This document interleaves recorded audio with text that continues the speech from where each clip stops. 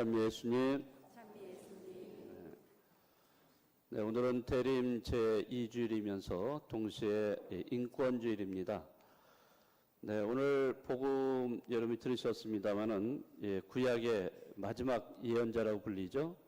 네, 세례자 요한이 등장을 합니다. 여러분들이 대림식이 매년마다 보내셔서 아시겠지만은 등장인물들이 몇 분이 계세요. 가장 중요한 인물들 세례자 요한, 그리고 또 성모 마리아, 그 다음에 우리 아기 예수님 이렇게 등장을 하게 됩니다.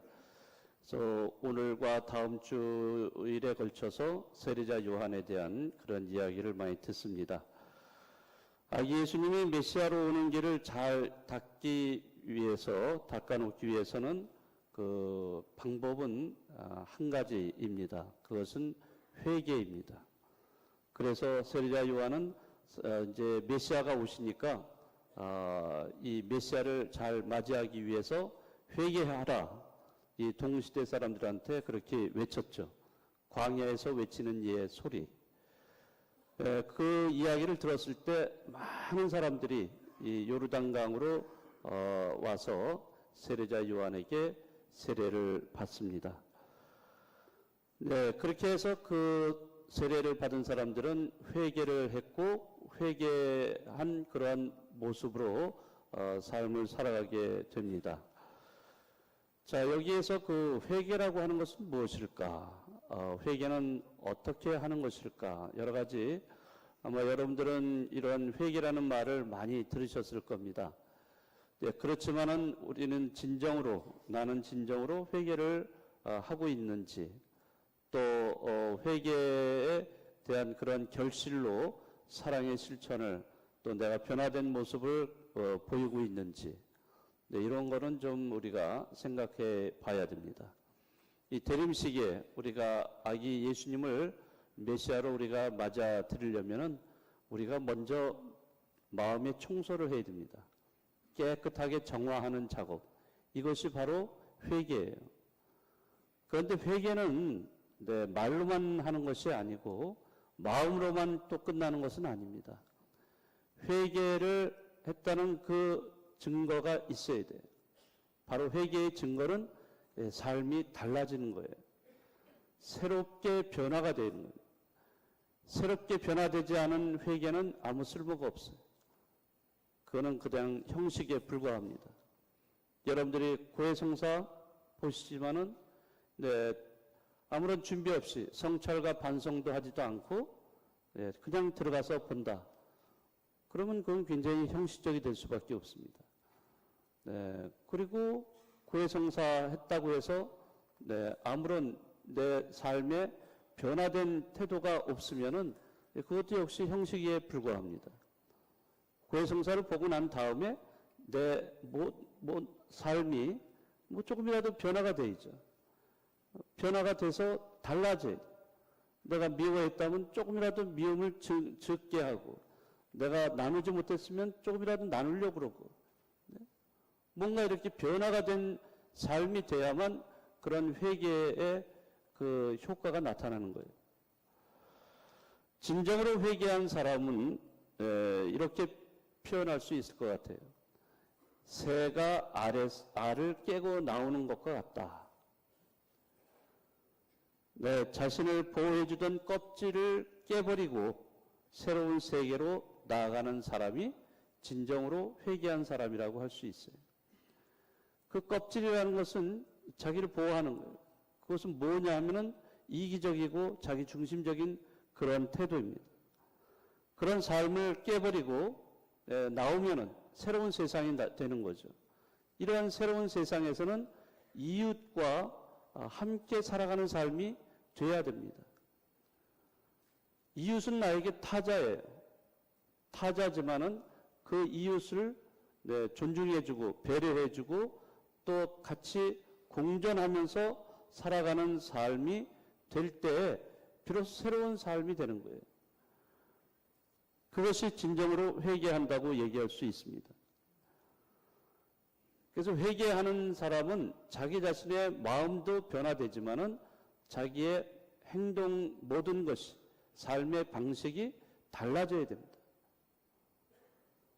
그것은 다시 말하자면은 이웃을 진정한 그 타자를 내 이웃으로 받아줘야 돼요. 나와 다른 사람이에요. 다르지만은 다름을 인정해주고 그래서 그 사람을 내 이웃으로 받아줘야 됩니다. 그리고 그것뿐만 아니라 그 이웃과 어떤 모습으로든지 연대를 하고 그렇게 함으로써 그 이웃의 아픔과 고통에 공감을 하고 또 그 고통과 아픔에 책임을 지는 그러한 이타적인 삶을 살아갈 때 비로소 우리는 회개했다고 얘기할 수 있어요. 많은 분들이 이때 연말에 판공성사 굉장히 많이 보십니다. 네, 보시는 것 참 정말 필요하죠. 그러나 어떤 마음으로만의 그러한 회개가 아니라 어떤 행동으로 삶의 방식이 변화됐을 때 그거는 온전한 효과가 있는 거예요. 네, 이런 거를 우리가 생각을 해본다면은 여러분들이 21일, 22일 이틀 동안 판공성사 그 공동 참여제를 함께 하는 이때 여러분들이 오셔서 이런 작업을 하셔야 돼요. 연말이잖아요. 네, 여러분들이 1년 동안 살아온 그 모습들 다 이렇게 좀 기억에 떠올리시면서 조용한 마음으로 내 자신을 좀 돌아봐야 돼요. 돌아보고 내가 어떻게 살았는가. 특별히 내가 옆에 있는 이웃들과 어떻게 살았는가. 이거를 반성하고 성찰을 하셔야 돼요. 네, 그러한 회개가 이루어질 때 우리는 정말로 이웃이 어떤 존재인가를 생각할 수가 있습니다. 네, 우리가 신앙을 실천하는 데 있어서 이러한 회개를 통해서 근본적으로는 네, 그 다른 사람과 함께 더불어 사는 삶이 돼야 된다는 거죠. 그래서 오늘 여러분들이 맞이한 날, 이 날이 인권주일이라고 부릅니다. 네, 인권이라는 말을 여러분들이 많이 들으셨을 겁니다. 인권은 네, 가장 우리 신앙의 실천에 있어서 가장 근본적인 삶의 방식이에요. 네, 사회적으로도 인권이라는 말을 많이 쓰지만은 그러나 우리 교회 안에서도 근본적으로 이 신앙을 제대로 실천하는 데 있어서 바탕은 인권 사상이 바탕이 돼야 돼요. 왜냐하면 인권이라고 하는 것은 누구나 다 가지고 있는 천부적인 권리이기 때문에 그렇습니다. 이 인권이라는 것을 하느님이 우리에게 주셨어요. 그러니까 하느님께서 우리를 만드실 때, 창조하실 때 당신 모상대로 만드셨거든요. 우리는 누구나 다 모상을 가지고 있어요. 하느님의 모상을 지니고 있기 때문에 우리는 서로가 소중한 존재예요. 하느님의 생명을 다 지니고 있는 존재들이기 때문에 나만 소중한 것이 아니라 바로 내 옆에 있는 사람들도 소중한 존재가 된다는 겁니다. 네, 그렇게 생각을 한다면은 우리는 정말로 그 이웃과 함께 하느님의 사랑을 실천할 수 있는 존재가 될 수 있어요. 그런데도 불구하고 이 현실에서 우리가 살아가는 이 사회를 보면요, 너무나 그와는 반대되는 그러한 현상들이 너무나 많습니다. 가장 흔히 이런 인권을 무시하는 이런 현상들이 차별이에요. 우리 사회에 이런 차별이 얼마나 많은지 몰라요. 여러분들이 많이 아마 뉴스를 통해서 들으셨겠지만은 여성이기 때문에 차별을 받는 경우도 많습니다. 장애인이기 때문에, 장애를 가졌다는 그 이유 때문에, 또 이주민이기 때문에, 또 비정규직이기 때문에, 또 노인이나 아동이기 때문에 네, 차별받는 이러한 현상들이 너무나 많습니다. 이처럼 성차별, 인종차별, 계층차별, 또는 뭐 장애차별이라든지 나이차별, 외모차별 얼마나 많습니까? 이러한 것 차별이 이제는 우리 삶에 일상화되어 있어요. 내가 누구를 그냥 생각도 없이 이렇게 차별을 많이 해요. 또 뿐만 아니라 나도 어느 경우에는 차별을 당하고 있어요. 그런 사회 속에 우리가 살아가고 있습니다. 그러니까 차별받는 이유는 뭐냐면은 단지 하나, 너하고 나하고는 다르다 이거예요. 다르다는 이유 때문에 집단에서 배제를 해버리거나 갑질을 통해서 폭력을 낳고 있다는 겁니다. 다름과 차별은 배제를, 또 배제는 폭력을 낳는다는 것을 여러 사회적인 사건을 통해서 잘 알고 있습니다. 인간의 존엄성이 무시되고 경시되는 이러한 현상들은 하느님의 뜻이 결코 아니라고 생각이 됩니다. 오늘 인권주의를 보내면서 하느님의 뜻이 무엇인가, 또 그분의 뜻을 어떻게 실천할 것인가, 이런 거를 우리가 생각을 해야 됩니다.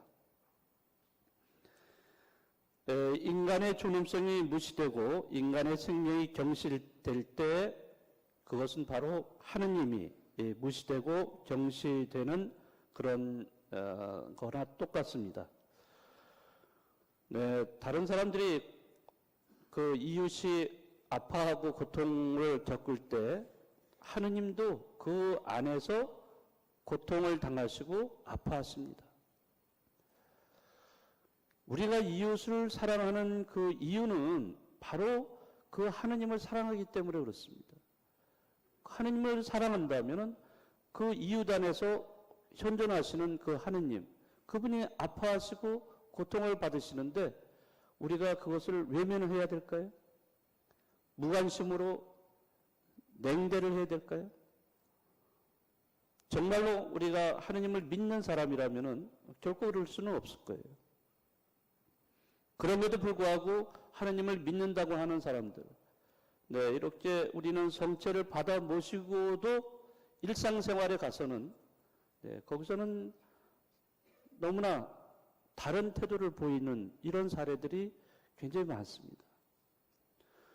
우리가 이웃을 사랑하는 것은 아까도 말씀드렸지만 이웃 안에도 하느님의 모상이 있는 거예요. 나만의 하느님의 모상을 갖고 있는 게 아니라 그 이웃도 하느님 모상을 갖고 있고 그 이웃 안에 그래서 하느님이 현존하시는 거예요. 그 하느님의 현존을 우리가 제대로 깨닫는다면 자연스럽게 우리가 서로 사랑을 나눌 수가 있어요. 그런데 우리는 그런 거를 제대로 바라보지 못해요. 그런 눈이 없는 경우가 너무나 많기 때문에 저 사람 정말 잘 사는 사람이구나. 부자면은 다 가서 아주 정답게 이렇게 하지만은 못 사는 사람은 외면해버려요. 소외시켜버려요. 저 사람 정규직, 비정규직, 저 사람 이주민이 아니에요. 이런 어떤 그 구별은 괜찮지만은 차별로 이것이 이어지기 때문에 이런 개인적인 차별만으로 끝나는 것이 아니라 이것은 사회적인 차별로 이어지게 됩니다. 그러니까 사회적인 차별이 결국에는 배제를 낳아서 그 사람을 소외시켜버려요. 그 사람은 우리 무리에서 배제를 시킨다. 이러한 배제가 결국에는 그 사람에게 어떤 폭력으로 나타나요. 이게 우리 사회의 현실입니다. 오늘 인권주의를 맞이해서 세리야 요한은 광야에서 외치는 이의 소리로서 회개를 하라 이런 말씀을 들려주십니다. 왜? 아기 예수님이 메시아로 오시기 위해서는 길을 골고루 만들어야 되기 때문입니다. 그것은 바로 우리가 죄를 용서를 받고 또 그것뿐만 아니라 우리가 새로운 삶으로 나아가게 하기 위한 겁니다. 그 중에서도 특별히 하느님의 모상을 지녔다는 사실을 우리가 다 인식을 해야 돼요. 그것은 다른 말로 표현하면은 인간의 존엄성입니다. 누구나 다 존엄하다는 사실, 이런 거를 우리가 잘 깨닫는다면 우리는 정말로 평등한 그런 생각을 가져야 되고, 대등한 관계 안에서 이런 인간관계가 이루어지고, 또 그거를 통해서 하느님의 사랑을 이웃사랑으로 우리는 실천을 해야 합니다. 네, 이제 곧 우리에게 오시는 이 메시아를 우리가 잘 맞이할 수 있도록 정말 겸손한 마음으로 마음을 깨끗이 해서 그분을 맞이하는 우리 자신들이 됐으면 좋겠습니다. 잠시 묵상하시겠습니다.